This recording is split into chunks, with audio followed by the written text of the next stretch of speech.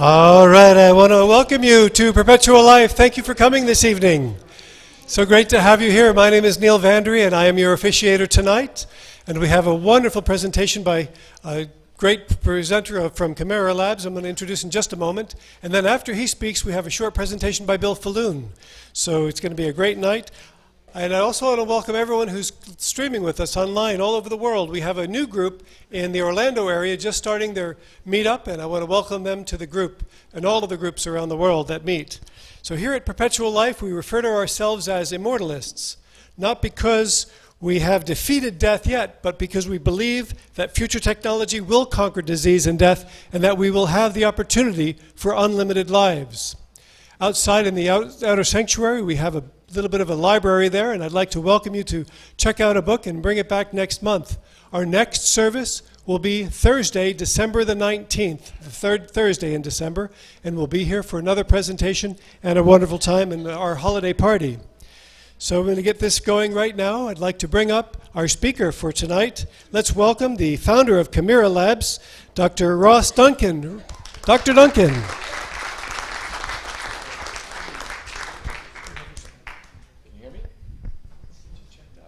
Say that again. Okay, great. Well, thanks for inviting me here. I came last month. I found it to be very interesting. It's a very different place for someone to be speaking, and so I had to drag a lot of my staff here with me tonight. If you have any medical questions, Dr. Sanders is sitting back there. He's a board-certified orthopedic surgeon, so he can answer those for you. I'm going to talk about science today. So I find the spirituality of this kind of strange, right? My company has grown since 2012. We try to do well by people, and so I think we're karmically doing well. But there was some strange karma, is that the other day, it was one of our medical director's birthdays, so I had to fly to, I'm going to put this down a little bit. I had to fly to Atlantic City. And if you know there's only one way you can fly to Atlantic City, it's Spirit Airlines. And there are no TVs, there's no Wi-Fi, there's nothing. So before I got on the plane, I actually had to do what we used to do 15 years ago, and I had to buy some magazines. So I go to the magazine rack and I look and I see something that pertains to me. So I'm like, oh, that looks cool. It's Massachusetts Institute of Technology. Old age is over. So I speak about this weekly, and I knew I was coming here, so I thought I'd grab it. And so I read the first article, and they're talking about Metformin. Well, Bill likes to talk about Metformin. He probably will tonight. I read the second article. They're talking about rapamycin. Well, Bill likes to talk about rapamycin. He probably will tonight. I got to the third article, and there's a picture of Bill in this room. So the spiritual context of this is creeping me out a little bit, you know, that I would pick this up literally 4 days before I would come to speak here. And certainly when I spoke for him at RadFest, it was really a fascinating experience for me. There were 1,500 people in the crowd. That's, I think, the largest crowd I've spoken to. So just thought that was interesting. So what we're going to talk about today is sort of what the progression of stem cell science has been or become. I have this kind of thing happen all the time. We have wounded patients, and we can take them from this. So he fell off of his bike. We could take him from this to this in 6 days. This is the kind of thing that used to take 3 weeks. And generally, there's going to be a much worse one later. Generally, when a wound takes 3 weeks to heal, it scars. Well, he didn't scar, did he? Now this is 7 days. So this young lady woke her dog up. It's probably, I guess it's not a good idea, I don't have a dog, but don't surprise your dog, right? And the dog bit her lip off. And so I have a very well-known plastic surgeon named Dr. Chernoff, and he helped her within 7 days get that back, and I met her right before her wedding a few months ago. So it's really amazing what you can do with basically the juice of stem cells. So my name is Duncan Ross. I'm the founder of Kimera Labs. We also, if you like what's going on tonight, it's very easy to remember the website. It's exosomes.com, okay? So we started this in 2012. I have a nonprofit whose goal was to treat those that can't afford to be treated, as well as to create sort of a scripts of exosomes. That's my dream. I also have the for-profit laboratory, which is a 27,000 square foot laboratory in Miramar. So this is my father. This is why I got into science. I was going to go to medical school. I went off to Europe, but then he got myelodysplastic syndrome, which progressed to leukemia. Now, generally, when you get leukemia, you're gone in 6 months, because by the time you know, it's too late. I kind of am glad that it went this way, because I had time to be with him and try to help him. So he used to fly into hurricanes to measure wave heights. So we started researching his cancer, just like I'm sure everybody here has for someone or for yourself. But we couldn't really catch up. We couldn't learn fast enough, even though he knew how to research. When you read articles, they kind of push you in strange ways if you don't understand. But I did get myself into graduate school in the biochemistry department, and then later in the bone marrow transplantation department. So that's what got me into cellular therapy. I really love cellular therapies for cancer. And bone marrow transplantation has been going on for quite a long time, since 1956, right? So we know a lot about cellular transplantation, at least in a bone marrow context. The whole regenerative medicine thing has started recently, 10 to 20 years, but the concepts are the same. So again, this is the lab. If anybody wants to come by, they can do so. This is the structure of the laboratory. The bigger blue circles are either MDs or PhDs, so we have a pretty good staff. That's what it looks like. These are the clean rooms where we make the product. So what we do is we grow cells. And this was a progression of, as I said, bone marrow transplantation. So see, these are some of my little friends that I've went through thousands of them, but they taught me a lot. Because if I put my cells into you, A, they're going to be rejected, or B, they could kill you. But there is a way to stop that.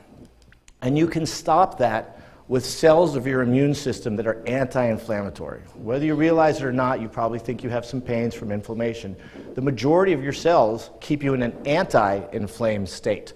You only become inflamed when there's a problem. But you can stop that problem. You have cells in you that are designed to do that.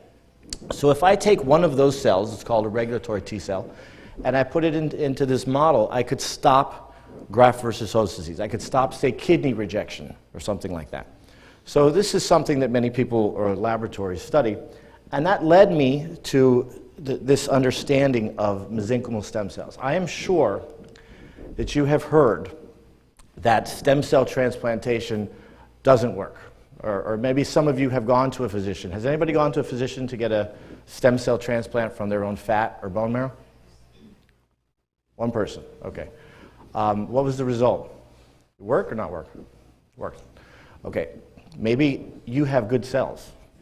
So if I tried to grow everybody's cells in this room, you don't know your age. I can see your age in a dish, because some of your cells will grow and some of them won't. And that's kind of what led me to where I am. You have these cells in your fat and your bone marrow called mesenchymal stem cells. They are, I like to call them the golden goose, because they do a number of things. When you were growing, they were secreting growth factors. So think of this as the center of your body. This is the only cell that doesn't have a function besides guiding the growth of the rest of your body. But when you get to around 20, you stop growing, because you don't want to become Andre the Giant, right? That wouldn't be so good. So we have a plan to turn off gene expression. And I like to think of this cell as controlling that. This cell also secretes anti-inflammatory factors. That's why in his transplant it worked for him, because his cells are still anti-inflammatory. But they're certainly not pushing growth anymore.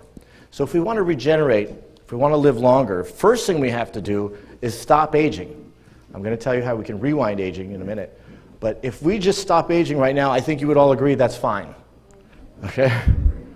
Then we can work on getting skinnier and younger. And prettier. Well, we got the hair already. Let's ask Dr. Sanders. So this is what those cells look like. They actually sit on your blood vessels and they secrete growth factors into your blood. Like I said, when you're growing, to control the growth of the cells in the organism. But when you get to about 20, they stop. They continue to secrete anti-inflammatory factors. So if your knee hurts, for instance, you can pump these cells of your own into your knee. Your knee is probably going to stop hurting for a short period of time, not a very long period of time. And I know that because when I got out of bone marrow transplantation, I got out of the University of Miami, I decided that I wanted to work with those mesenchymal stem cells. And so I got an IRB for the use of your fat to combat COPD. And it worked pretty well, to be honest. I feel like, in my experience, we probably did 500 patients. I feel like if I infuse your cells into you, you are going to feel better. Your FEV1 will go from a 0.8 to a 1.4. You're going to be able to work on your truck. You're going to feel great. But what was scaring me was that after taking $6,000 to $13,000 from people who generally aren't working, they would call me 6 to 8 months later and they say, Dr. Ross, I lost it. You know, I don't feel well anymore. And I can't keep, A, you can't keep liposuctioning people. You know, you get scarring. B, most people can't afford it. C, it makes me feel like I'm doing something wrong. So I said to myself, okay, I know that in your fat there is 150,000 of those special mesenchymal stem cells, the golden goose. What if I expand them? What if I make 7 million of them? Will that be better or worse? It turned out it was definitely better. But what I found scary was that I can normally grow your cells up to the numbers I need in 6 weeks. Some of the patients would take 6 months.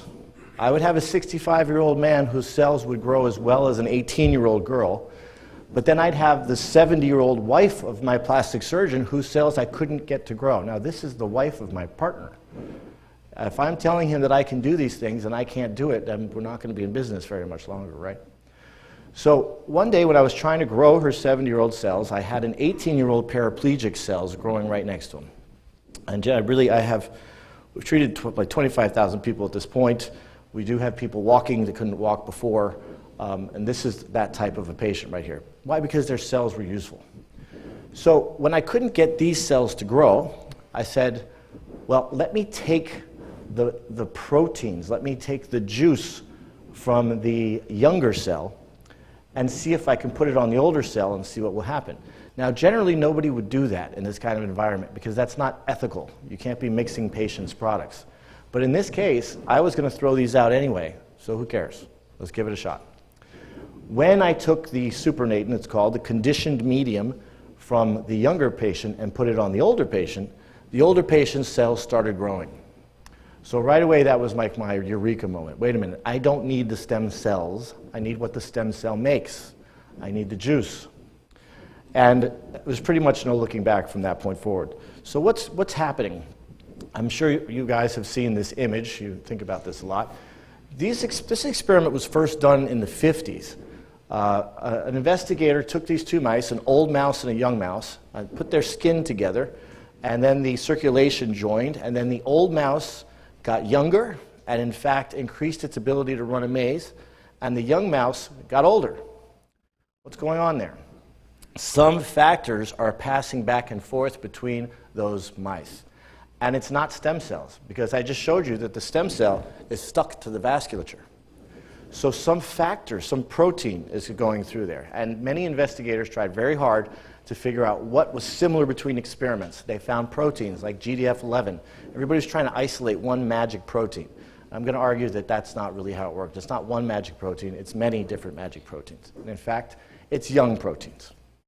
So here's a cool idea with this kind of an idea. I just told you that the old mouse got younger. That makes sense. It has young factors in it now.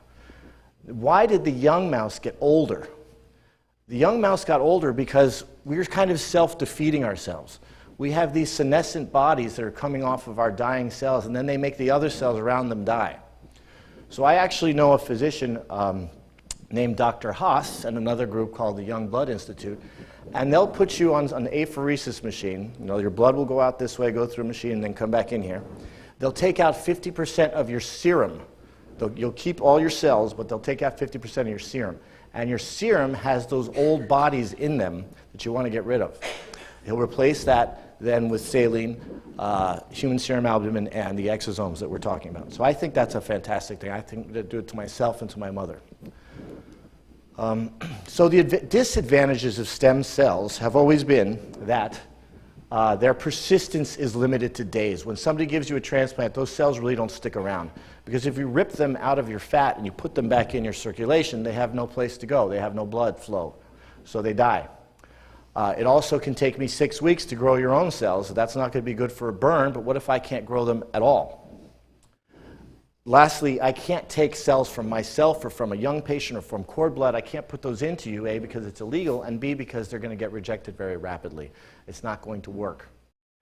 And I really shouldn't have been growing those cells like that. You need a drug license to be able to do that. Okay? So for all these reasons, I wanted to get the hell away from cells. Okay? And the other problem is that our cells are old.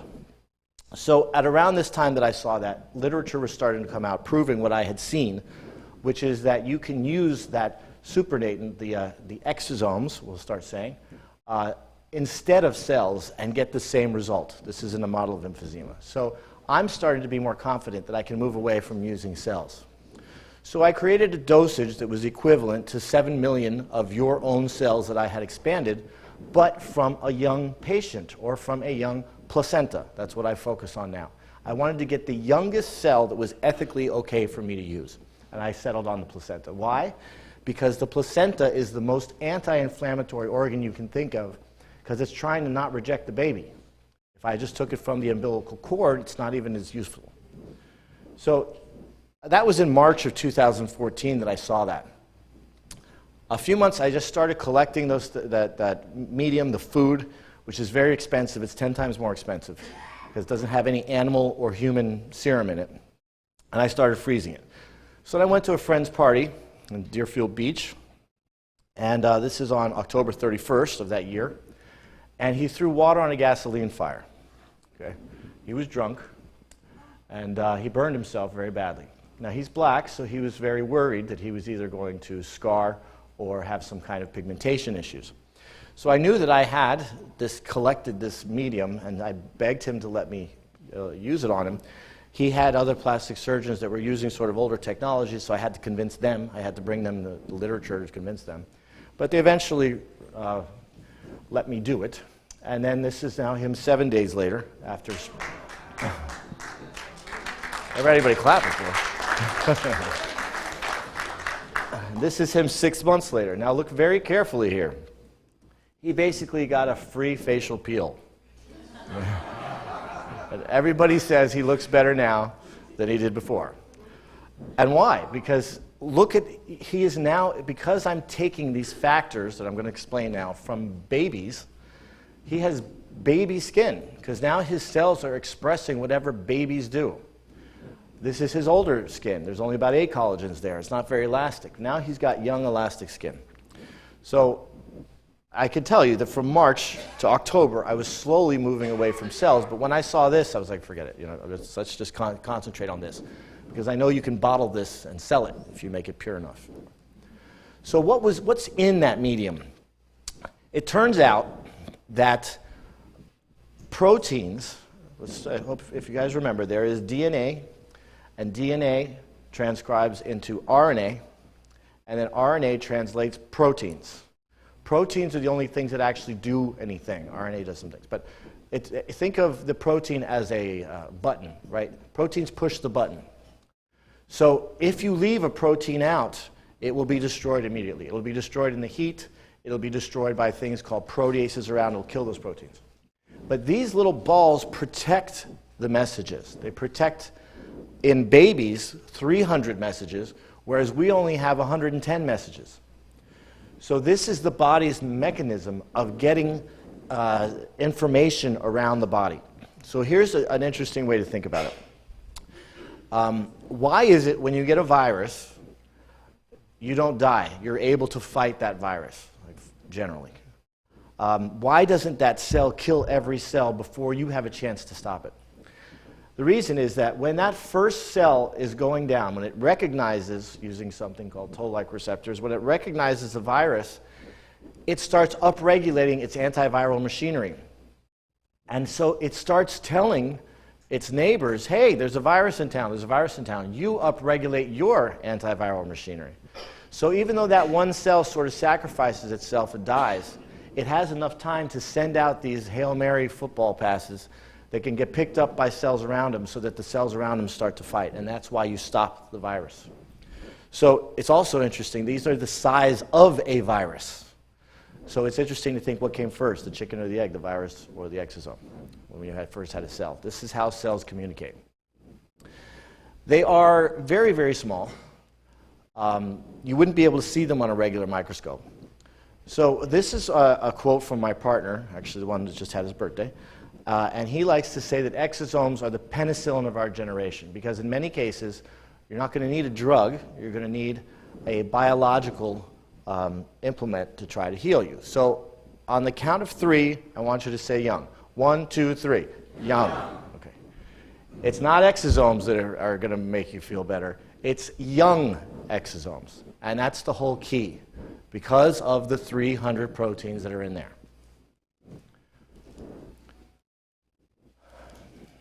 So as I said, this is how cells communicate with each other. This is how, say, a cell can turn off inflammation from very far away. There was a study done by the Mayo Clinic, and they took patients that had 9 out of 10 pain in both knees. They took out their bone marrow, and they only put it in one knee. But now the pain in both knees got better. How is that possible? It's possible because by taking the bone marrow out, which is very anti-inflammatory, because it has to protect your hematopoietic stem cell, it has to protect your blood. I mean, do you ever think of that concept that you have one cell that's been there since you were born, and it's still making your blood every day? I mean, that's a real stem cell. Okay? So it has to protect those cells. So by taking the bone marrow out and putting it out in this knee, these cells could secrete exosomes that could go out into the circulation, could end up in your spleen, it could turn off the inflammation in the whole body. I saw a really cool experiment. I took a mouse, and you know how I've been showing you wound healing basically here, right? We use it for all kinds of things that Dr. Sanders can talk to you about. Any kind of inflammation you can think of, we can use it on. So they took a mouse, and they created a wound, and they created the same wound in the other mouse. And in this mouse, they injected the exosomes directly into the wound. And in this mouse, they just injected them IV, not into the wound. Which one healed faster? IV. Oh, you guys are smart. I'm not impressing you at all. No, yes, IV. IV, okay? Because when you put exosomes in the blood, they go directly to the spleen and the liver, and the spleen is controlling the inflammation in the body. They stop all the inflammation. So I find that fascinating. These conferences that are going on, exosomes are becoming a much more well-understood thing. Nobody uses cells anymore. Cells are passé. In fact, the FDA has sort of outlawed the use of cells. They want this type of a therapy. So where can you find exosomes? Exosomes are in everything. They're in blood. They're in urine. So we're going to start to try to create diagnostic tests for prostate cancer, for kidney cancer, all just by looking in your urine for the specific type of exosomes that you have. That's one of the goals of our laboratory. They're in amniotic fluid. It's a different kind of exosome than the one I'm really talking about, but there are some in there. You can get it in bone marrow, but if you get it from bone marrow, it's going to be old because children don't donate bone marrow. In fact, only cadavers donate bone marrow. You can get it in milk. So if you're already, I like milk, but you'll probably never drink milk again. If you consider that the reason that those Wisconsin dairy farmers are so big is because they're drinking unpasteurized cow milk, and then those messages, the proteins of the cow, are being expressed in their body for a whole month. Okay, so they're just big cows. So in fact, the eight zip codes that usually have the best outcomes on the U.S. Army tests are all from Wisconsin dairy farm areas. So there's some benefit there. You can also think about it like this. We're not supposed to be lactose tolerant, right? When you were running through the jungle, you're not hanging on to your mother when you're 32 years old, hopefully, right? So lactase, the gene that breaks down milk, it's only supposed to be expressed for about 3 years. But it gets turned off. Now, nobody has children at 3 years old. They have children at 18 years old. So they're passing down that lactase gene. So there's nothing wrong with the gene. The DNA is not mutated. It's just off.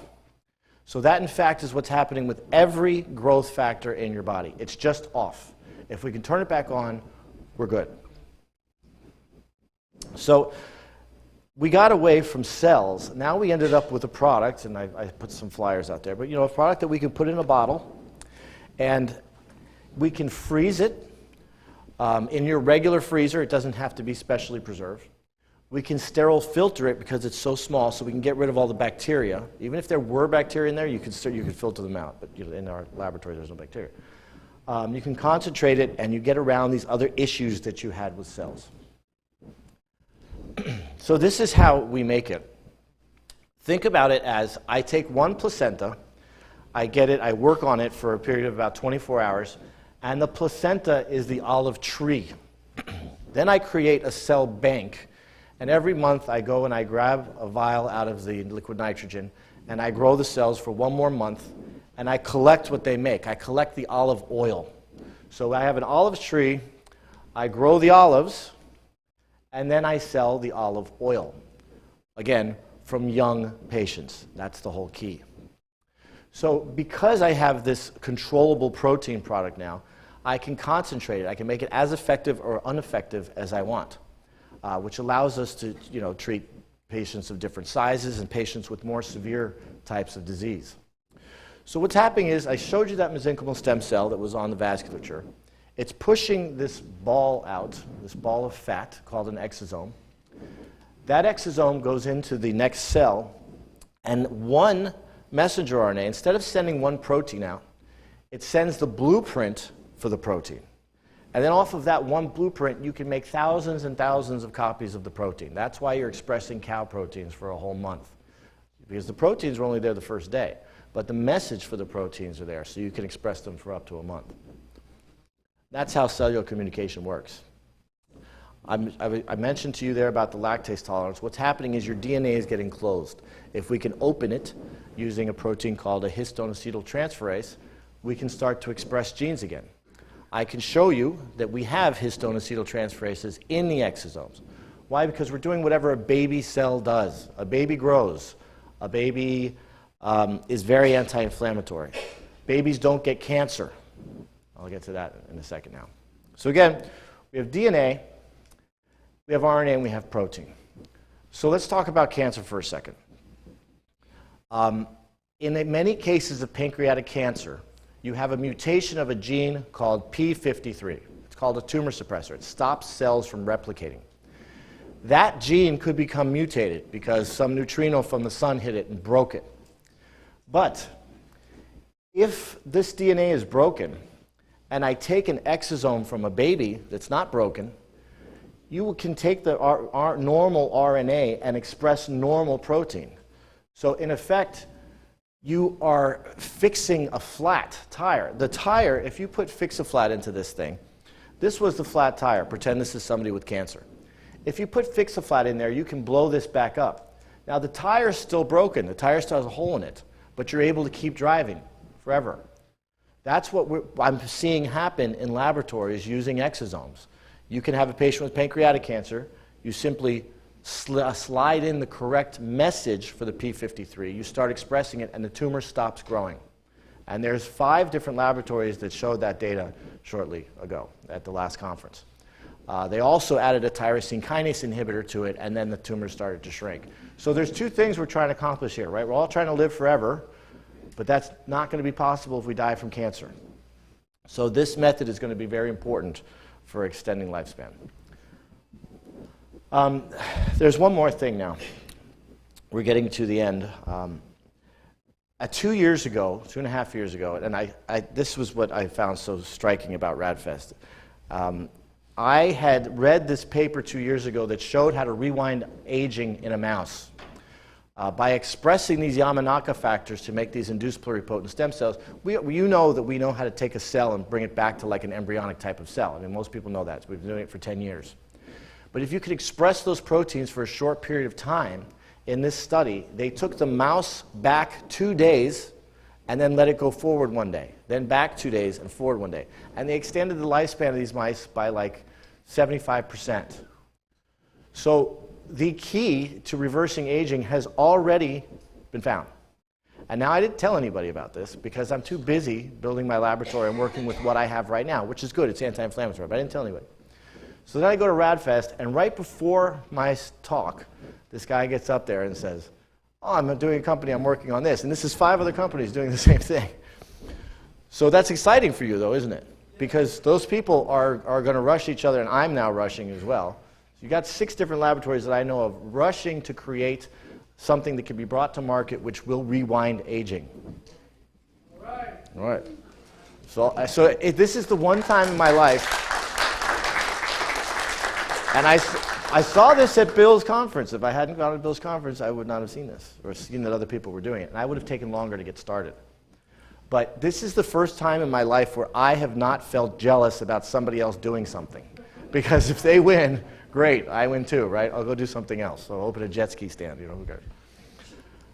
So that's exciting. So exosomes, there's all different types of exosomes. You have some, think of the helmet as an exosome. Some are better at football, some are better at throwing, some are better at running. So it's one way to think about it. So I'm just going to show you one last thing. This is ways that I characterize. I usually give this a very scientific talk. These are ways that I characterize the exosomes. It's not very easy because up until now there's been no way to see the things. You can't qualify them the way you could qualify things before, like proteins. So we look at the growth factors. We look at the messenger RNA sequencing. I love this because anytime I want to look for a protein, like say GDF11 that I mentioned earlier, or these things that open DNA, I can just look in here and I see that we have them. Because I'm going for FDA applications for 2 things, scarring and depression, in February and November of next year. So that's why I have to get all this data together. This is what they look like under electron microscopy. This has been around for a long time, but it takes 2 weeks to prepare this sample. Very long time. It's very hard. So I needed a way that I could do that faster. I bought this a 1.5 years ago. This is the first microscope that I got a hold on that I thought could show me exosomes. Remember, these things are sizes of viral particles. You cannot see them on an optical microscope. But you're seeing them there, right? Because we're bouncing light off of them. So this gave us my first opportunity to actually see what I was dealing with. How did I know if I had proteins or some circular thing? But it also, if you put water on there, you're going to see those little dots. So it can be very confusing. Again, this is cutting edge. These hardware just didn't exist. So I was lucky enough, this last thing I'm going to show you. So if you wanted to look at exosomes on a regular microscope, it would look like in the middle of that. There's nothing there. You wouldn't be able to see it. So the Nobel Prize in 2014 was for this new type of microscope. And that is a mitochondria right there that you're seeing turning around. When I saw that, I just blew my mind because I'd only seen mitochondria in electron microscopy in my textbook in high school, right? I've never seen it in 3D, right? So these people are telling me that I can purchase this microscope right now and be able to see things of this resolution. I can also see the exosomes being taken up by cells.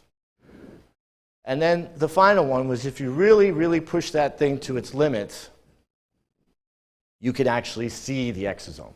And that's a picture of our exosome. That's the first light-based picture of an exosome in the world. But now I can actually figure out what I'm working on. I can try to find these exosomes in your urine to try to do prostate cancer tests, etc. So I'm very excited about that. And that's about it. If you have more questions, here's one more cool little thing. This is a boy with cerebral palsy. This is how you're going to be treated for neurological disease. Because I guess we got to do 3 things. We have to live forever, not get dementia, and stop cancer. So this is coming to a clinic near you. Right here, this is where this boy with cerebral palsy, this is where the lack of oxygen occurred. So these neural tracts died. That very trustworthy looking guy I showed you before, Dr. Jordan, right? You would trust him. Right? He focuses energy right on that area, because this is a very expensive MRI here, but he focuses energy right here, and then he gives the exosomes IV, and they preferentially traffic out there. So now you'll be able to take some with Alzheimer's, stroke, whatever. This machine is approved to break up strokes already by the FDA. So now you focus the energy, give the exosomes IV, and this is him proving that where he focuses the ultrasound, there's an increase in blood flow. So he wants every one of your practitioners to have that $20,000 machine in his office. You send him the data to LA, he analyzes it, sends you back how hard and what angle to put the ultrasound at, and now you can treat Parkinson's, stroke, depression, all these types of things in anybody's clinic. So I'm going to stop there. That's the end of the story.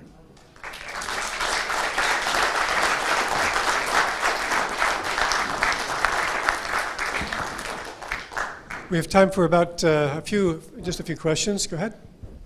Are you measuring the lengthening of telomeres with exosomes? So the issue I have with that is, it's a good thing I brought up that thing about the one real stem cell that you have, the hematopoietic stem cell, the one that makes your blood. That's the one you would want to check the telomeres in. Checking telomeres in cells in your blood doesn't tell you much because those cells come and go. But what would grow the telomeres is if the cells, like stem cells do, were expressing telomerase. So I can look in the RNA and look and see if I'm expressing telomerase, and then that will grow your telomeres. But if you really want to check if you're having a telomere issue, you've got to get into your bone marrow and look at cells that have been there for a long, long time. Time for a couple more questions. Over here, Dr. Howard. So generally, I think it sounds like you're saying we're moving completely away from stem cell therapy and going entirely to exosomes? We don't need it anymore. You're not even allowed to do it. In fact, Canada has outlawed those clinics like he went to. You mean the adipose? The adipose, yeah. No, but what about, Embryonic stem cells or younger.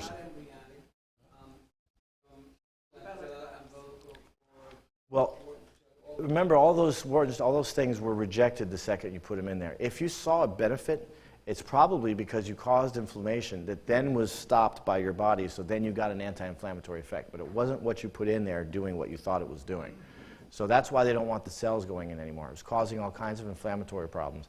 Not only that, but they have to be cryopreserved in something called DMSO, and that causes sulfur reactions. So there's all kinds of things that can go wrong. Plus, when you heat that vial up to room temperature when the physician's holding it, the second it gets to room temperature, all the cells get killed because DMSO kills them. Normally, when I work in the laboratory, I have to take them out at 4 degrees from the refrigerator, get them into another liquid very rapidly to keep them alive. So you just can't use cells in the clinic. Yes, hi. Is the systemic exosomes now available? Like, how would you go about doing something like that? Well, you have to make it very, very, very pure, which we do. I get all the growth medium and everything else out of it. So I end up with just the pure ball resuspended in saline. Now, the uses of that I can't discuss, but the guy sitting 2 rows behind you can. He's a physician. I'm a scientist. Oh, I see. Question back here. Yeah, the part where you were talking about milk, I didn't quite get whether you were pro-milk or... I love milk. A lot of people don't like milk. I'm just telling you, I'm just trying to gross you out a little bit that you're expressing cow proteins for a month. But I drink milk every morning, yeah. So you think milk is good for you then? Oh, yeah. I mean, I would be a little bit taller. It wouldn't bother me at all. And does that express the... But I do think it's making me fatter, for sure. Does that express the exosomes? So yeah, and that's pretty important what you're saying. So there's exosomes in cow milk. They're being taken up through your gut, and then they're being expressed. So you could also think that I could make a super milk if I wanted to, using human proteins. I'd like to say one thing with regard to this milk. You know, there are people in the room that are against it. So there's one thing that we'll say is that we have an open mind here, and we ask you to check into all of the things for yourself. And each person has a different body. Each person has a different tolerance for things. So some people will say, don't drink milk. And of course, I hear you saying that it's... I try to drink almond milk too, mostly because I'm afraid of getting fat, not because I'm afraid of anything else. Okay. George. Yeah, question. If somebody did want to do a stem cell treatment, what would you recommend is the best kind of stem cells to use at all? I don't recommend the use of any cells at all. Okay. I do actually, I take it back. I do like your own bone marrow. If you want to use your own bone marrow, it has lots of good stuff in it, lots of good cells. It also congeals, so it will keep my exosomes in place when you do that. But, you know, you have, at our ages, we have less and less stem cells in the bone marrow to be of any use anyway. So if you don't want to go through the pain, and it's not a painless procedure, then you would just use the exosomes in a gel. A question from Mario. Hi. You mentioned that you can treat depression. Can you treat paranoid schizophrenia? Treat what? Paranoid schizophrenia. That one's not working. That's not working right now. Okay. Parkinson's is working. Hi. My friend just about a week and a half, 2 weeks ago, she went to a orthopedic surgeon that I know, and she had the stem cell put into her knees, which were bone on bone. And I just contacted her and asked her how's the pain level, and she said she doesn't feel any pain right now. Good. Well, It's the time goal will is to keep it that way. So if I take fat out from you, put it into your knee, 3 days later, you're not going to feel any pain at all, like 100% of the time. Now, 30 days later, what happens? The issue that I go around, I've been teaching physicians for years now, is that it's a multi-step process. It's not just a one and done. You have to go in, you have to prepare the knee, you have to put the cells in a few days later. Then after that, you have to push the cells to make sure that they stay there and they have some food and things to grow with. And then they'll continue to secrete exosomes, and then the cells in the knee will start to repair. But that's what I get afraid of, and what I try to move away from is I don't want to take your money for one treatment when it has to be 3 treatments. So you're saying the stem cells that she's going to, in a month, may be reverting back? Well, just cross our fingers. But then again, it also depends on her stem cells. What if she has super cells? It may work.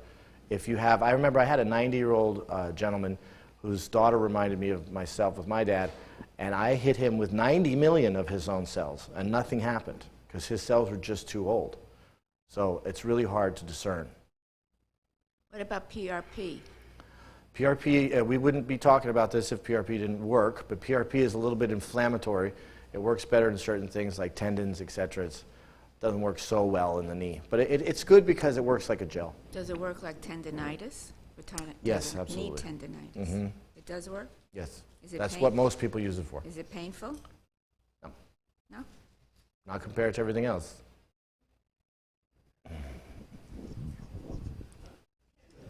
Just miss, I'll come with you in just a second. Okay,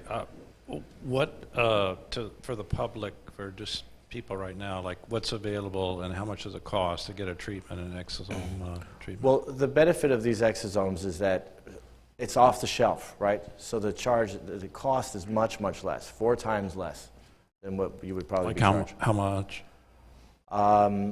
People will try to, okay, well, tell me what disease?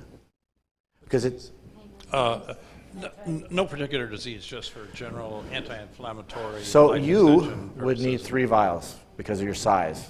She would need 1, maybe 2. So that's going to change the price significantly, Okay. right? The cost per vial, providers would, for 1 vial, they'd probably charge you $2,500. You know, as for costs, I'd like, after the event, we'll have a reception for you. Dr. Ross, perhaps you could speak with people on an individual basis. Yeah, and again, I don't do that, so. Oh, that's right. Yeah, I'm Jeff, not. was there another? Okay. What did you say the price of one vial is? You have to ask the doctor. They would probably The doctor, charge you $2,500. the doctor will be around afterwards. Yeah, he's over Okay. Okay. Daniel? I thought that homogenization and pasteurization killed all the good stuff in the real milk. That's what I'm saying. Those Wisconsin dairy farmer boys, they drink unpasteurized, so all those proteins and everything is sort of intact. Well, that's not what I got at Publix. There's probably still some stuff alive in there. What's that? There's probably still there's definitely still functional messenger RNA in there. Otherwise, milk wouldn't make us grow when we were growing up. So, you recommend any good milk? I'm going to make my synthetic milk with the exosomes, with the human placental exosomes. Oh, he did. What about heart disease? So heart disease has now been shown to be as a result of inflammation. And we certainly are stopping inflammation. We also see testosterone levels rise. We see CRPS levels go down. And there's a lot of literature showing that these types of exosomes are functional in heart disease. I am trying to understand if it is possible to extract exosomes from an average population giving their plasma. There are companies who are in the business of collecting massive That's in quantities. fact what they're doing. They're collecting, it's not what's in the plasma, it's the exosomes that are in the plasma, and then they're selling that back to you. So it's not baby plasma, of course, it's adult plasma. And what they are trying to do is to generate a normal population, average population of plasma. And actually they are working on collecting this to generate extracts of antibodies for the people who have autoimmune diseases. But so that's what is going on, and it's on the market, and they are doing off-the-shelf concentrates too. But is it possible to come up with a good concentration of good exosomes? Well, I've actually been talking to those companies about spiking that blood with my exosomes to try to make it a little bit more effective. So, yeah, but you would have to give them. So where would they come from, the exosomes? Placentas. So I get them from, I really only have one placenta, because remember, I get all the cells out of the placenta, I throw the placenta out, and then I grow those cells individually over time. Because that allows me to test the placenta for all kinds of viruses that I wouldn't normally be able to do. I have to test it for HIV, but I don't have to test it for Epstein-Barr or Zika. But if I have all that time, I can do it. It's easy to do. Yeah. I'm a bit either confused or bemused. You say these exosomes can alleviate depression? So are you saying depression? That's what I said, yeah. So depression is caused by inflammation in the frontal cortex. If he points his ultrasound at that frontal cortex, it increases the blood flow there. The exosomes come out, turn off the inflammation, and then we have 10 out of 10 depressed patients getting better. So the issue with inflammation in your central nervous system in your brain is that it never stops. Because remember I said that in your circulation you have these anti-inflammatory cells that eventually turn it off. So you get a virus, you have inflammation, but then the anti-inflammatory cells turn off the inflammation. In the central nervous system, that never happens. So you have to go in there and do something. So that's why we add the exosomes in, and it turns off that button. Here's a question from Don. What about if you're allergic to dairy products? Is there a substitute that you can use beside the milk you're talking about? And what about controlling inflammation? Isn't there ways that you can, other ways you can control inflammation? Theoretically, because a lot of us, we treat ourselves every month, right? Yeah, well, it does lots of weird things to you. Theoretically, you should be able to stop any allergy. And for sure, our people of our group that have asthma don't have asthma anymore. If you want to laugh, the way we know if we've dialed in the right concentration for your body size is if you start waking up erect. That's like the #1 thing that people say. And I kind of hold that back, you know. I was like, and I'm like, can you tell me about your symptoms, or how are you feeling? And eventually they'll be kind of sheepish and they'll say, I was like, okay, we got it, you know. In fact, I can't even take it every month. It's annoying. It's 3 months. This is what I call progress. Really wonderful news. All due respect, yeah. Like that one, huh? Brief question. Can you extrapolate, very professional, more than us, from the mouse to the human? What do you expect, time frame wise, and progress? We sell this. We've treated 25,000 people already. We sell this. Now the key is to get it FDA approved by November 2020. That's the deadline that the FDA has given us.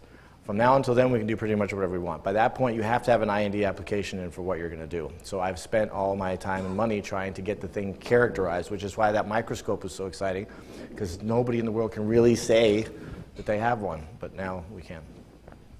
One more question we have time for. John? Thank you. Great seminar. At the end, I don't want to misinterpret, but you basically said with these treatments you can cure pancreatic cancer? I said that if you know the genetic deficiencies of a tumor, doesn't matter if it's pancreatic or colon, whatever, generally pancreatic cancers have a tumor suppressor defect. So it's easy to put that protein back and then the cell just stops growing. And lots of people are showing that. If you had, say, a BRCA1 mutation for breast cancer, it's not going to help because that's a different type of mechanism for why there's a cancer there. So it all depends on per patient. I would never suggest to use it on a cancer patient without checking the genetic makeup profile. Okay, ladies and gentlemen, Dr. Duncan Ross. On your slide presentation, can you show that on our website? I'll have a gentleman coming up to help you with the story.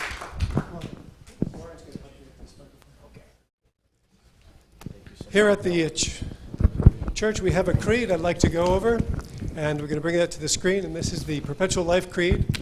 Here at the church, we believe that all of life is sacred and that we have been given this one life to make unlimited. We believe in our Creator's divine plan for all of humanity to have infinite lifespans in perfect health and eternal joy, rendering death to be optional.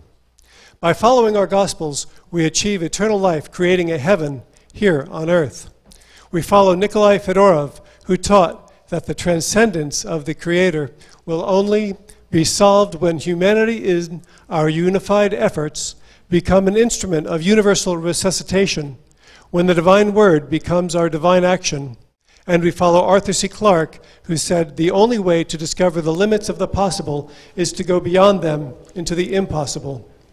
And so we enter each day energized in spirit and empowered by the words of our prophets to live in joy, serving our Creator and all of mankind forever and ever.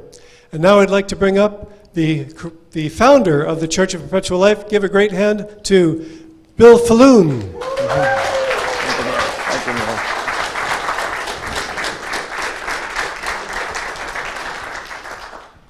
I get a number of invitations to speak at different events around the world, and I turn 99% of them down because I'm very busy doing what I'm doing. The scientific work, the publication of our magazine, and just figuring out how to reverse aging in people today. We need to do that because unfortunately every single day 6,000 Americans die of a degenerative illness. Is there an echo, by the way, with mine? You can maybe just turn it down a little bit, please. And on December 8th, I'll be giving a talk to a group of people in Palm Beach, 300 to 400 individuals.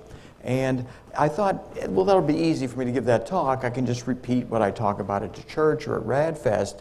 But then I realized these 300 or 400 people, they don't understand aging the way every single one of you do. They don't understand the science, and they don't understand the history.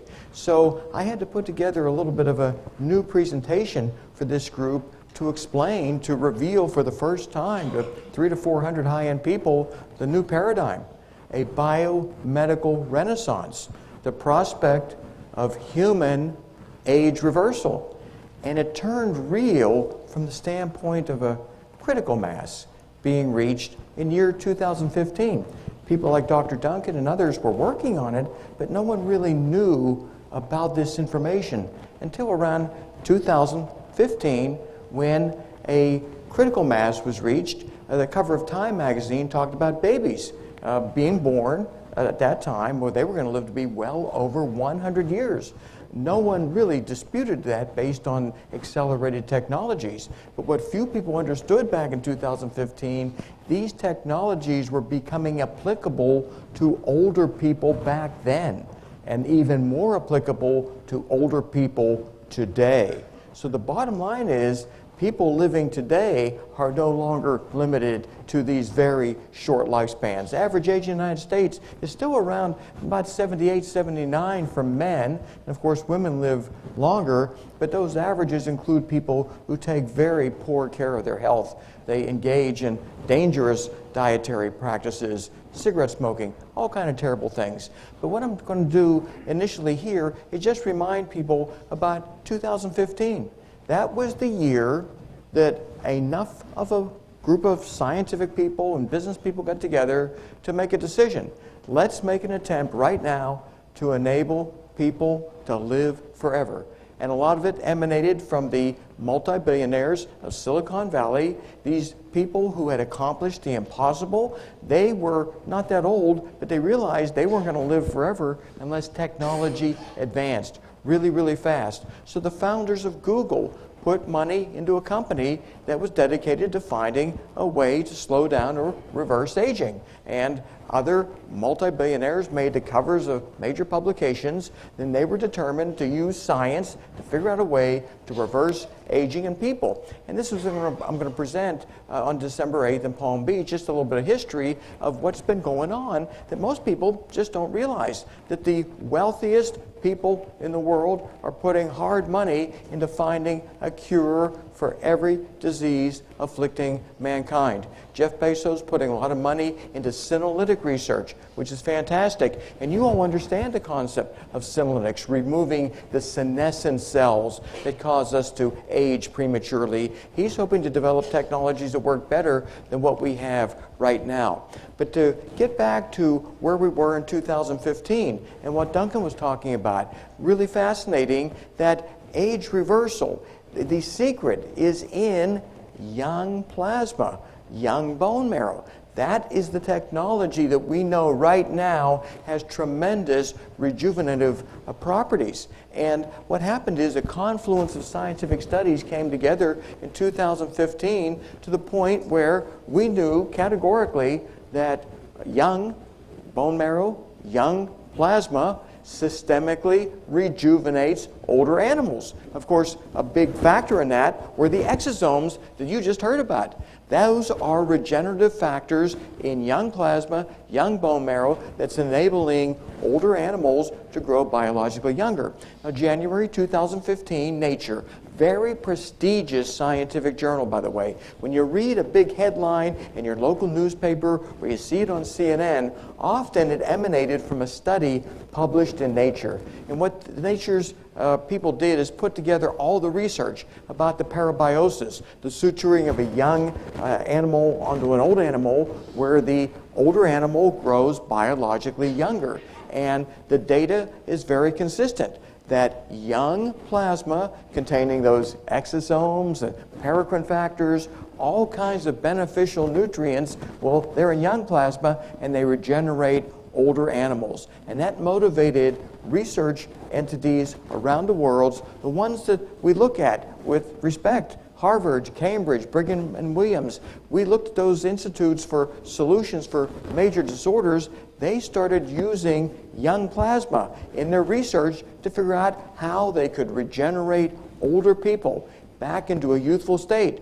Johnson & Johnson put $50 million into research at Stanford to develop drugs to treat degenerative neurological disorders such as Alzheimer's, and that research is ongoing. And one of the first media postings, one of the first events, let's say, that occurred as a result of that research is they just decided to experiment with teenage blood and inject it into old rodents. And what they were able to see is, wow, some significant regeneration of the brain. And this gives you a lot of good evidence that if we can get access to these exosomes, very young plasma constituents, young bone marrow, we may be able to rejuvenate our brain and our entire body back into a much younger biological specimen. And the prospect of growing new brain cells, and that's been proven now over the last decade. They used to think, well, once your neurons reach full adult capacity, well, no neurons would ever grow again. And the good news is we can grow new neurons through a variety of techniques, but one of them is young plasma, those exosomes. They do a lot. So the media continue to pick up on the fact that aging is not something that only goes in one direction. We can reverse it with existing technologies, and primarily that involves young bone marrow, very young plasma constituents. So this has been known for decades. As Duncan talked about, that research started in the 1950s, and a lot of it peaked in 1972.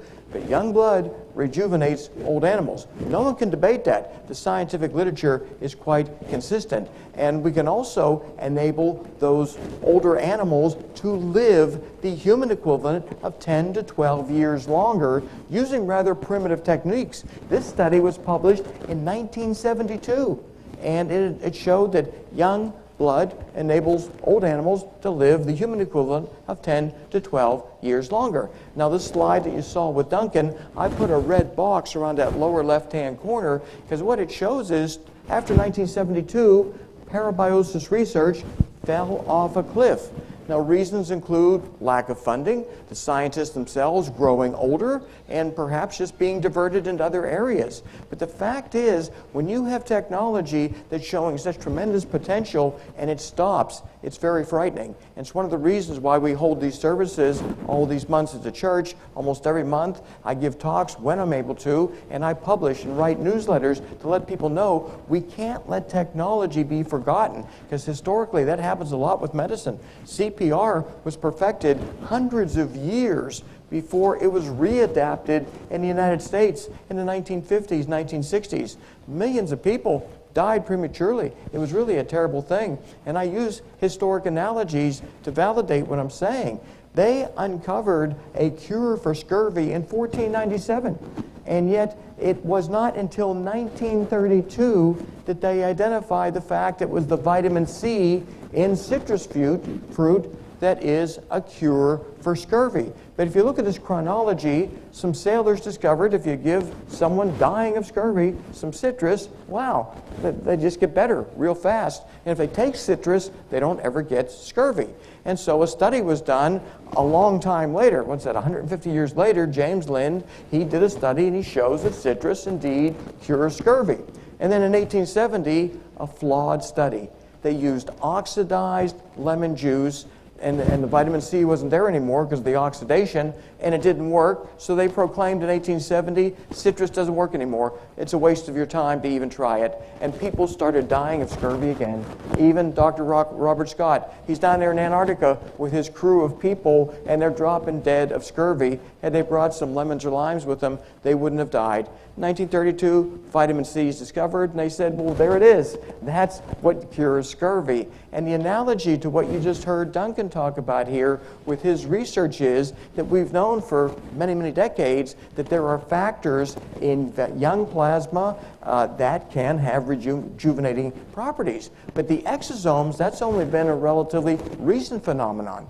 But if we were back in the 1970s, we'd still want to look at young plasma because it didn't matter that we didn't know what was in it, what was really having the effect. The fact of the matter is, very young plasma has tremendous, tremendous potential. Now, I've showed these slides in this church before, and I'm showing them again because they relate so much to what you just heard. And that is bone marrow, of course, that's producing lots of healthy stem cell exosomes. And when they've given young bone marrow transplants to older mice, they're able to demonstrate a phenomenon that's just incredible from a pictorial standpoint. That young mouse, its microglial cell has branches extending from it. These are synaptic connections that enable the cells to talk together, to communicate. And the older mouse, right to the right of that, those synaptic connections, those branches are shrunk, they're shriveled.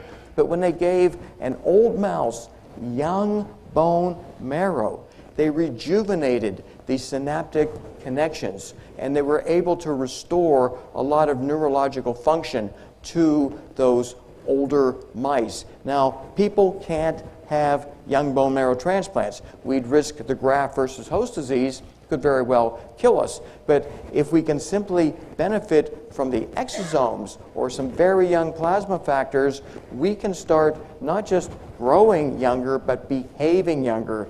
These boxes show the activity levels of different groups of mice. The young mice, the upper box in gray, they're running around a cage. They're having sex, they're enjoying themselves in all kinds of different ways. And the old mice, well, they're just laying around doing virtually nothing. But when young bone marrow was transplanted into the older mice, they started to behave like the younger ones. So not only did their microglial cells regrow the synaptic branches, their health, their activity levels were restored back to that of a youthful mouse. So we're seeing biological age reversal occur in the laboratory. We're seeing it right before our eyes. Now, a lot of people took all that information I've been talking about and what Duncan was talking about, and they paid for some moderately young plasma infusions. And that was not working, but the media gave it a lot of publicity. And when I say moderately young, some of the donors were as old as 35 years. And that's not young, that's kind of middle age. And as a result, they were not seeing the systemic regeneration that we're looking to induce through very young plasma, very young transplants. And evidence of this came out of Stanford, where they took middle-aged mice and they gave them the serum. They gave that to old mice, and they saw modest reversals of brain aging. But when they gave them very young, 15-day-old mice, there were pronounced rejuvenating effects. So we know from all of this research, it's all telling us the same information. That is, we need access to very young plasma constituents, very young bone marrow, exosomes, paracrine factors. And you look at the difference. That mouse to the left, that's a young mouse. That looks like something you might want to get some very young serum from. But that 15-month-old mouse to the right, well, that looks kind of old. It's middle-aged, but it's old. It doesn't have a lot of energy. It's not going to give you the regenerative effects. And as Duncan again was talking about, he's identifying specific factors in the younger plasma that is inducing these rejuvenating properties. And they're doing that with proteins. Thrombospondin 1, spark-like protein 1, thrombospondin 4, spark-like protein 1. That is rich in young serum, very, very young serum, and they feel that's something that can be synthesized through recombinant technology, just those two proteins alone. If they can synthesize those within the next year or two, we may be getting those put into our body to regenerate our synaptic connections, to restore neurological competency to our aging brain. This is absolutely spectacular. And again, historic analogies that I've used for many, many years, that smallpox caused by a virus. And you'd think, well, you need to figure out what a virus is before you can prevent or treat an ailment caused by it. But in reality, Edward Jenner developed the smallpox vaccine using a cowpox type of inoculation, and he was able to prevent people from getting smallpox if they were vaccinated. And the same with other scientists. They were able to find a way around a problem without knowing viruses existed. So if we succeed in reversing aging through a technology that Duncan discovers or the many other people working on it, we may not know exactly which young constituents in the plasma is doing it, but if we're growing younger, hey, we don't care. We don't care. We're really in good shape.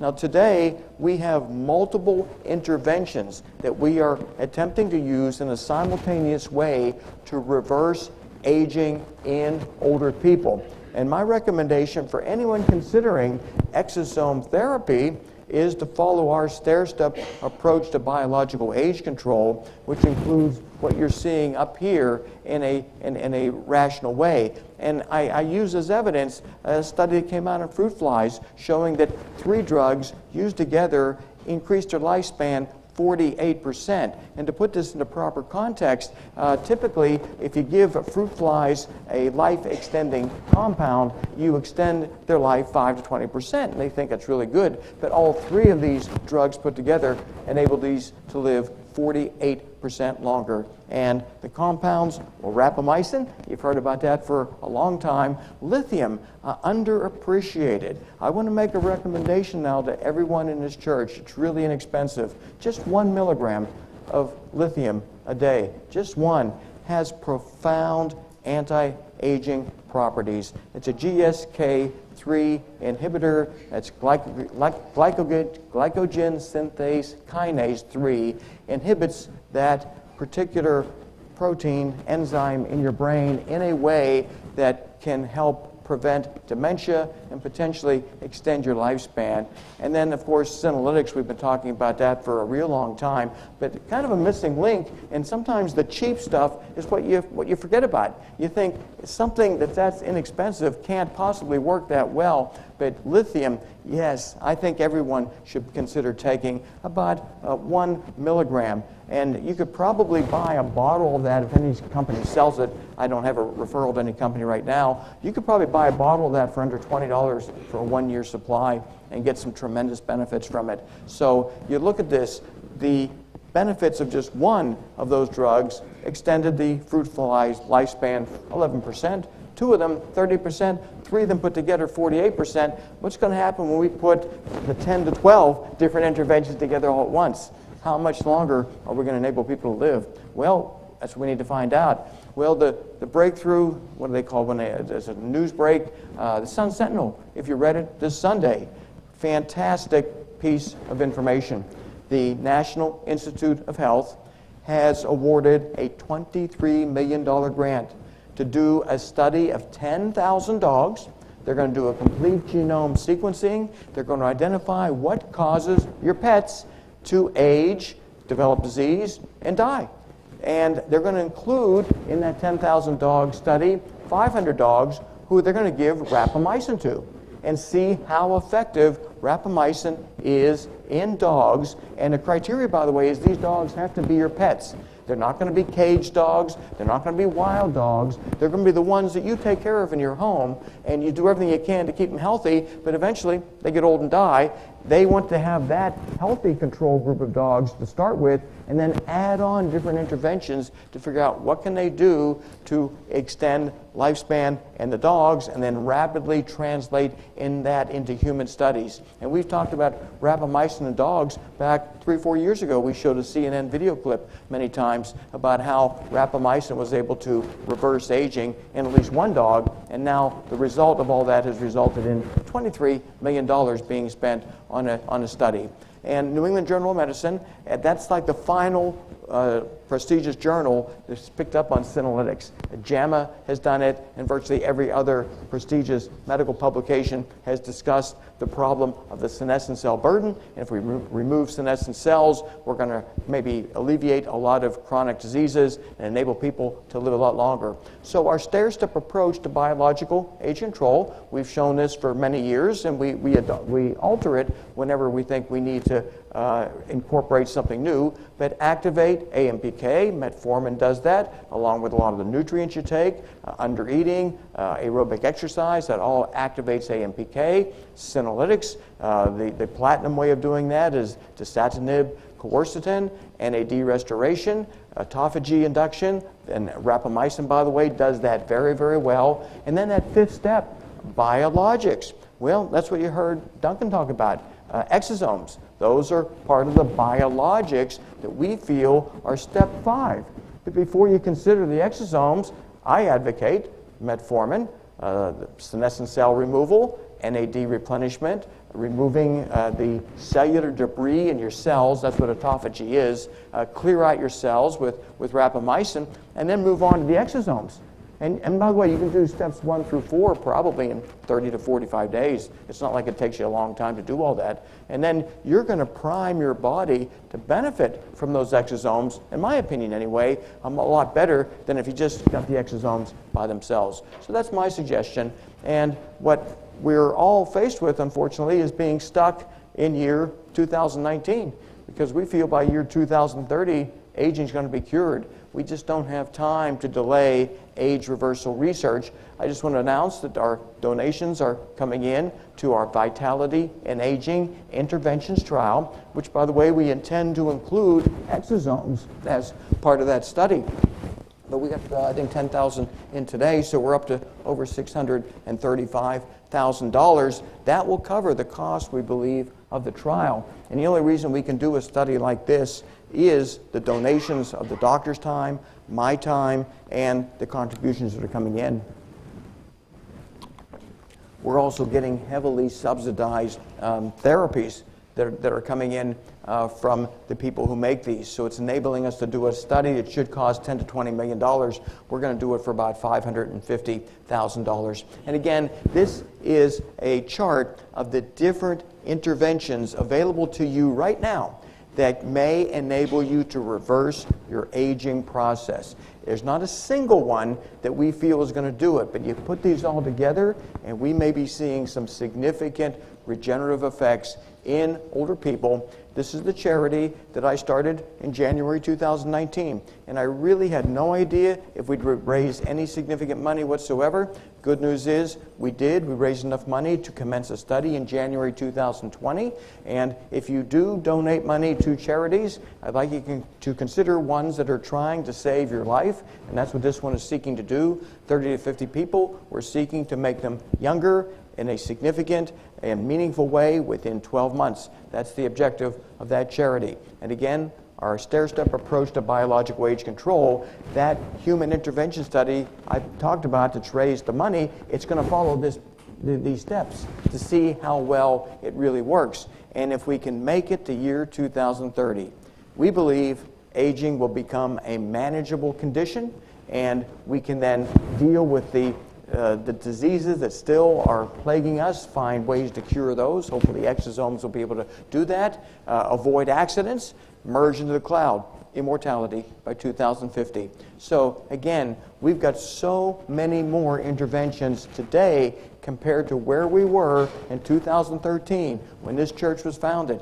We didn't have all of this available. We knew about metformin. I talked about that as a way to delay aging, and the great news, metformin's gotten some nice funding. The metformin study on humans has been approved. And if you question whether or not something that's been around as long as aging is going to be cured, well, think about infectious diseases, tuberculosis, pneumonia, just even diarrhea that used to kill people. 1900, those were the leading causes of death. And you move forward to 1996, and those diseases really went down to the point where some of them weren't even an issue anymore, and there were just other issues that have to be controlled. But we certainly know how to reduce our risk of heart disease and cancer and stroke. We know how to do this. Chronic lung injury, well, a lot of that's what people intentionally do to themselves. So we're changing the paradigm. Aging is the problem, and the great news is interventions are being discovered, that they aren't always happening as fast as we need. In fact, there's been people sitting in the pews of this church, very dedicated. They got hit with an age-related problem. It was too acute for us to intervene, and they died. It saddens me. It saddens me. It means we're not moving fast enough. And you look at penicillin, discovered in 1928, published in the Scientific Journal in 1929, wasn't until 1946 when it became widely available to the American public. Think of the millions of needless deaths, millions and millions, and a lot of them were children. The agony that went through the minds of the parents that their children died when a cure already existed. So 2015 is the year we decided to live forever. When I say we, a critical mass of people decided, let's put the resources together, let's accelerate technology, let's not let nature take its course against us. Nature is not our friend as it relates to aging. It causes us, unfortunately, to needlessly perish. So that's my little follow-up to what was an excellent presentation here by Duncan. And if people have any questions for me, I'll be happy to answer. Bill Faloon.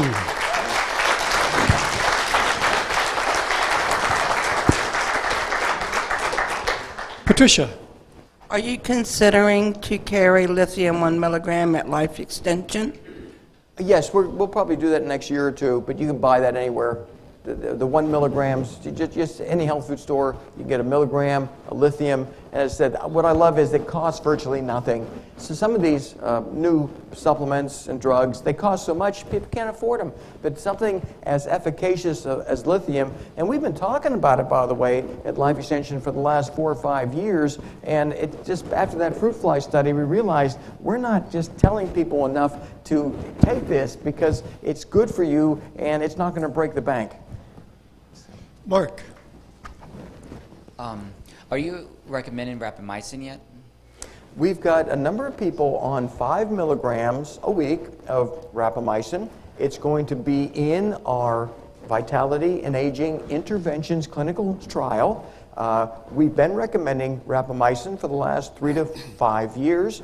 Dr. Alan Green in Great Neck, New York was a pioneer with it. He started prescribing the 5 milligrams once a week, just once a week, 5 milligrams, along with metformin, along with the statin drug, along with low-dose aspirin. And Dr. Green's written up some very good material. His name's Alan Green. If you type in Alan Green and rapamycin, you can read about all of his theories about age reversal using rapamycin, metformin, aspirin, and statin drugs. Very good material. So we do recommend it. It's not always easy to get. You can get it offshore a lot less expensively than onshore. If you participate in our studies, you'll at least have access to sources that we're going to independently assay to make sure that they're valid. So yeah, rapamycin, a good drug if you use it the right way. Not every day, only once a week. Question from Leonardo. Leonardo, go ahead. Thank you. Bill, the lithium, where to get it? Where to get it? Where do we get? What is it, lithium? $20 a bottle? Yeah, I know, that's what's so funny. Lithium has been around forever. In very high doses, it's been used to treat certain psychological problems, very high doses. And those high doses cause terrible side effects. But what they found is when they were looking at the drinking water in certain population groups that were naturally high in lithium, and naturally high was as low as 300 micrograms up to 1,000 micrograms. Those people were living longer. Their mental health was better. They had lower murder and suicide rates. So it was really good data, and we reported on that in our Life Extension magazine about 4 years ago, and then we went on to the things. And then the data kept accumulating about the potential anti-aging properties of lithium, and we realized we haven't talked enough about it. So you can get it over the counter, on the internet, in a health food store, and it's inexpensive, and it has proven life-extending properties, and you don't need to take a lot of it. That's the great news. It's important to point out that the slide presentation that Dr. Duncan Ross gave earlier and the one that Bill Faloon just gave, both will be available on our website in a couple of days. So if you missed anything, you'll be able to see it again, and we'll have it there. Okay, we have a question over here. Well, I always thought that you had to get a prescription for lithium from the doctors. For high-dose lithium, you absolutely need a prescription. It's been available as a dietary supplement for decades in low-dose form. And it's just one of those overlooked supplements that should have been incorporated long ago. And are they in capsule form? Yeah, it can come in little capsules, little tablets. But some of those capsules have chemicals that are in that could also give allergic reactions. And well, nothing more than what's in any other dietary supplement. Look at the ingredients. Usually it's just some cellulose, something like that. Does Life Extension have that lithium? We don't have it yet, but it's available. When I say we put it in certain multi-nutrient formulas, but I'm just saying lithium on its own, 1 milligram a day, highly suggested. Any side effects? Not for 1 milligram a day. No. The people taking it for psychological issues, they're taking many hundreds of milligrams. Big difference. So the side effects of many hundreds of milligrams don't relate to 1 milligram. And when would you notice a difference, or would you notice a difference? I would think it would take a couple weeks, but I don't have data on there. Again, the study groups were people who were getting into drinking water, and they were doing really well compared to population groups that were not getting lithium. So we probably, as a general public situation, we have a lithium deficiency unless it's in their drinking water. So a way to correct that is to take a 1 milligram capsule. And you knew that that was the only thing that was in the drinking water was the lithium. There wasn't any other. That was the single element that they identified was lithium. That was the one that distinguished it from others. But the question you asked is a very good one, and that is sometimes you feel you made a discovery and it's really something else. But the data on the lithium is consistent. There's more than one study validating it. I recently bought some lithium, and it was like $6, I think, in Vitamin Shop. Lithium aspartate. There's a couple of different kinds of lithium, but the one that I saw recommended for mental clarity and combating Alzheimer's disease in a magazine was lithium aspartate. Is that the kind that? Yeah, lithium aspartate, lithium orotate. There's a couple different forms. Yeah, orotate too. Yeah, that's another one. Yeah, orotate. I suspect they all work in a similar way, and I believe it does do all those benefits. And how much did you get for that $6? Well, I think you paid a lot more than what you needed to. You're going to see the price drop to about $20 a year real soon. So, a year, that is. So that's makes it affordable, which I prefer. Like melatonin, it was nice. Hi. Hello.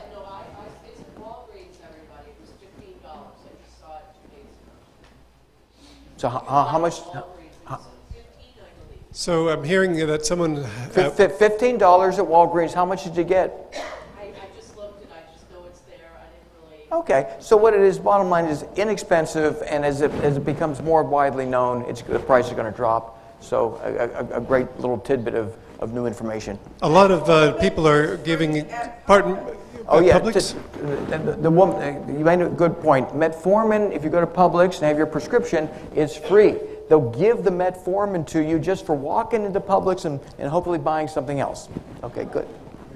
Since there are a lot of people saying a lot of different companies, I just want to say that we don't endorse any particular company, but there are a lot of people trying to help other people out here tonight. Well, yeah, let me just correct that, though. Our church is dedicated to saving the lives of our parishioners and humanity. Bear in mind, this is being live streamed throughout the world, so we need to be able to inform people where they can get certain items. And lithium is widely available, metformin for free at Publix, and it's a very low-cost drug. So if we don't let people know where they can get access, they may not be able to avail themselves. Thank you, Bill. Hi, my question was, you said something about the exosomes and the microglial cells that are helping to regenerate the neural network. I thought that the microglial cells were responsible for phagocytosis, which is like detoxification, and the astrocytes were responsible for the ones that are with growth factors, and they help the neural cells to regenerate. Yeah, let me explain microglial cells. They are responsible for maintaining the health of your neurons. They clean up cellular debris that accumulates around them. They protect against infectious disease. They're essentially the housekeepers that protect your neurons. So when you rejuvenate microglial cells, you can improve the neuronal function and structure.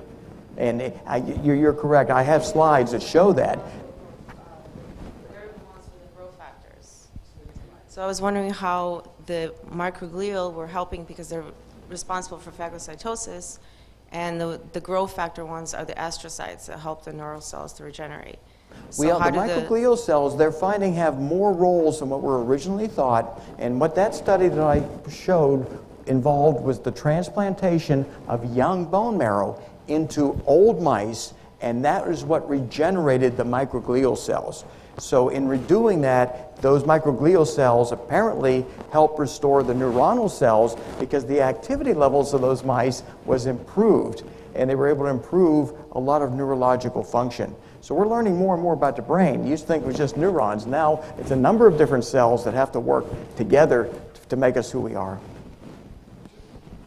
Yeah, I was just going to say that Life Extension has a Memory Protect product with microdose lithium. I believe it's 300 micrograms. So you can get that already encapsulated from you guys for 300. Right, that product was introduced 4 years ago, the 300 micrograms, which is probably a minimal dose. That dose may very well work, but we now want to bump that up to 1,000 milligrams. 1,000 is safe and probably going to give you more benefit. Question?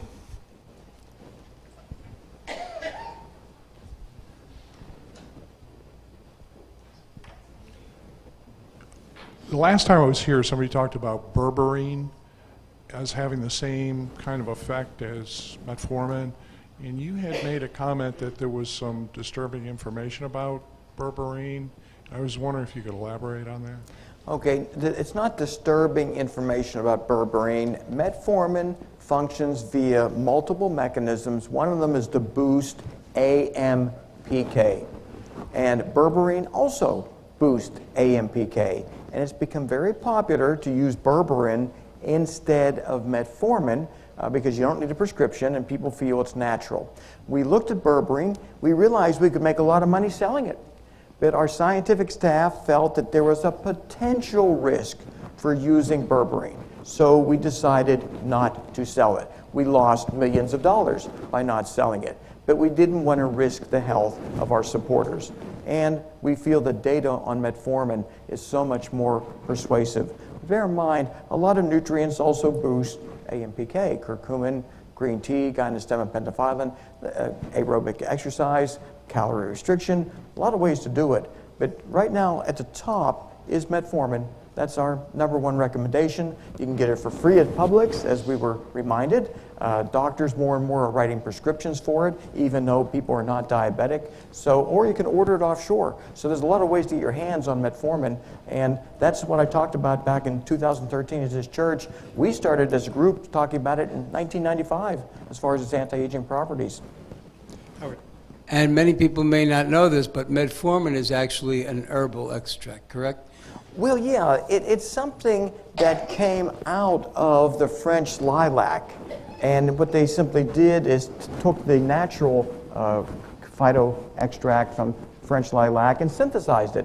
But nonetheless, it is a drug. And for some reason, some people, they have gastrointestinal upset with metformin, and they have to use other AMPK activators.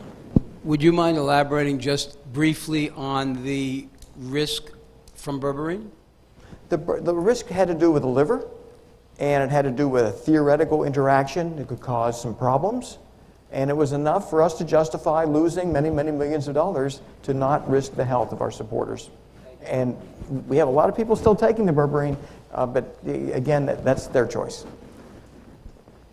Okay, ladies and gentlemen, Bill Faloon.